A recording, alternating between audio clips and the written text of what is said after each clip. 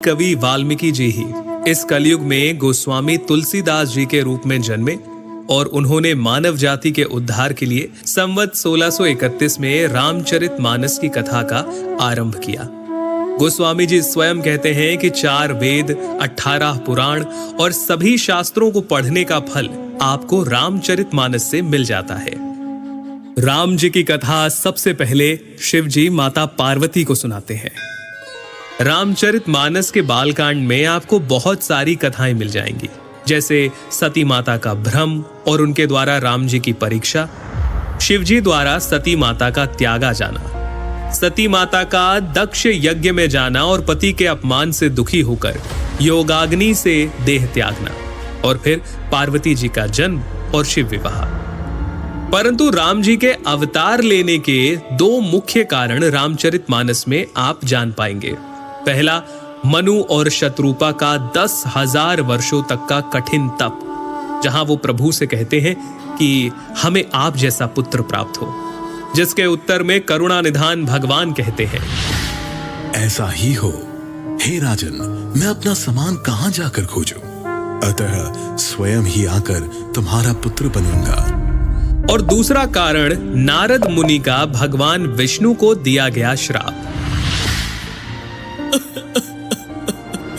तुमने मुझे ठगा है, अतः अपने किए का फल अवश्य पाओगे। तुमने हमारा रूप बंदर सा बना दिया, अब बंदर ही तुम्हारी सहायता करेंगे। तुमने मेरा बड़ा आहित किया है, इसीलिए तुम्हें भी स्त्री वियोग में दुखोगे। एक ओर जहां राम जन्म की भूमिका बन रही थी, वहीं पुलत्स्य ऋषि के कुल में जन्म हुआ भाइयों समेत 10 सर और 20 भुजाओं वाले प्रचंड पराक्रमी रावण और उसके भाइयों ने ब्रह्मा जी की तपस्या कर उनसे वरदान मांगा। रावण ने कहा, हे जगदीश्वर, वानर और मानव, इन 2 जातियों को छोड़कर हम किसी के मारे ना मरे। और कुंभकर्ण सरस्वती जी के प्रभाव के चलते इंद्रासन के स्थान पर निद्रासन का वर मांग बैठे, और विभीषण ने प्रभु चरणों में निष्काम प्रेम का वरदान मांगा। चलिए आगे बढ़ते हैं और आते हैं राजा दशरथ पर, जिन्हें ग्लानि थी कि उन्हें कोई पुत्र नहीं था।